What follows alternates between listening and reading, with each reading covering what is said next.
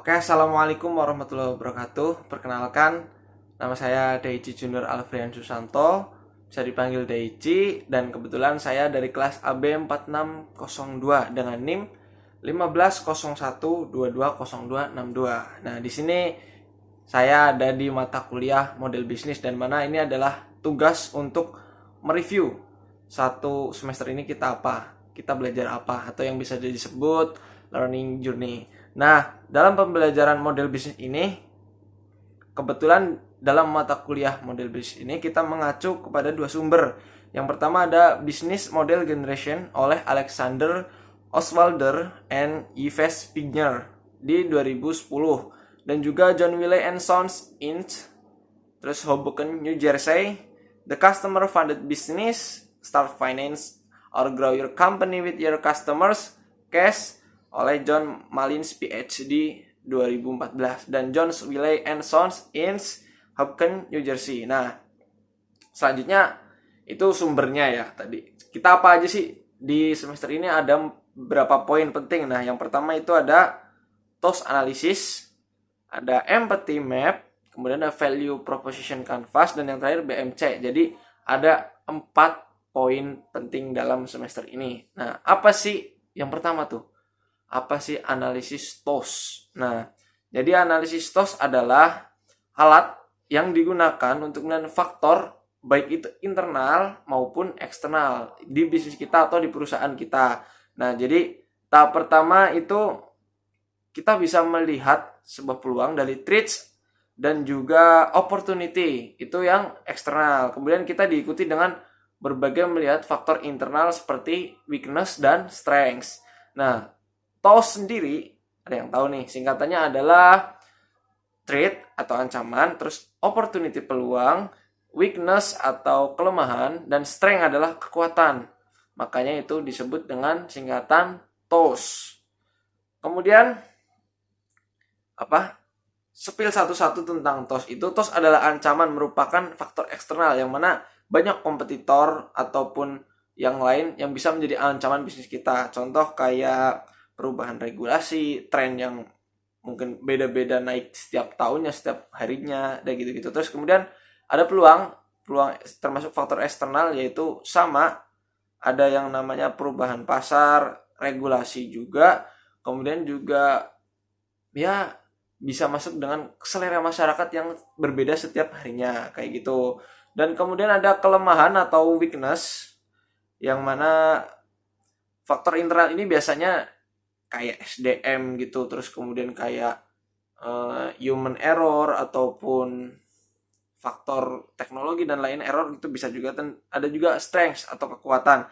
Nah, kekuatan ini bisa mencakup seperti keahlian SDM yang unggul, kemudian juga ada aset yang berharga, misal kayak komputer kita yang speknya tinggi ataupun gedung yang bagus dalam segi struktural dan infrastruktur seperti itu. Nah, setelah kita dapat mengidentifikasi elemen di atas, TOS analisis itu bisa menggunakan matriks 2x2 atau 3x3 untuk menghasilkan strategi-strategi alternatif. Nah, strategi itu biasa disebut dengan SWOT, yang tadi sama TOS juga. Nah, yang kedua kita belajar tentang empathy map canvas, yang mana berdasarkan dari LMS Week 8, Empathy Maps atau yang biasa disebut PT Empathy adalah alat yang digunakan oleh suatu tim atau per kelompok gitu ya, untuk berkolaborasi mendapatkan pemahaman yang lebih dalam tentang pengguna atau pelanggan, termasuk tentang kebutuhan, fasilitas, terus juga gimana sih kita memahami customer bisa lewat yang namanya empathy map.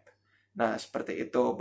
Proses ini biasanya dimulai dengan pengumpulan data dari sumber, baik itu wawancara, survei, dan observasi.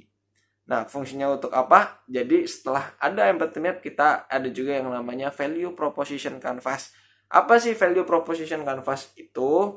Jadi VPC adalah alat bisnis yang digunakan untuk memvisualisasikan atau menggambarkan dan merancang nilai yang ditawarkan oleh suatu produk atau layanan kepada pelanggan. Nah, jadi alat ini biasanya digunakan untuk memahami secara mendalam. Setelah tadi TOS analysis itu, kita bisa memahami lebih pelanggan lewat yang namanya Value Proposition Canvas.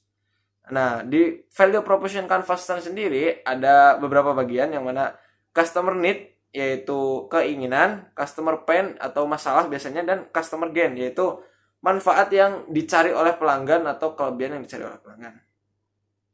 Nah, yang kedua itu ada value map.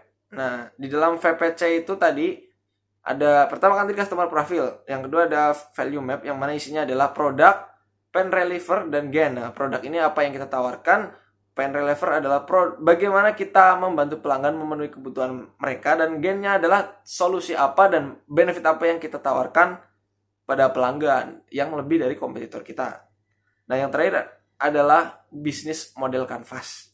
Nah, apa sih bisnis model canvas tersebut? Jadi bisnis model canvas intinya suatu pelengkap dari semua yang ada, TOS, terus ada yang tadi VPC dan lain-lain, itu kebanyakan masuk satu lingkup. Nah, di sebelumnya BMC itu adalah manajemen atau strategi yang dirancang untuk merinci suatu ide atau konsep bisnis dalam bentuk secara cepat dan tepat. Itu bisa divisualisasikan. Nah, BMC tersebut biasanya sangat kompleks dan panjang.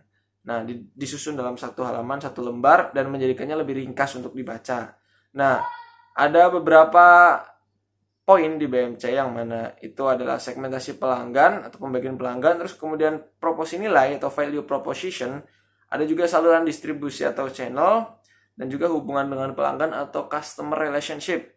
Nah, yang terakhir ada yang selanjutnya itu pendapatan atau revenue stream, dan yang selanjutnya key resource, sumber daya, terus ada aktivitas kunci atau key activities, dan ada juga mitra kunci atau key partnership, dan yang terakhir itu adalah struktur biaya atau cost structure.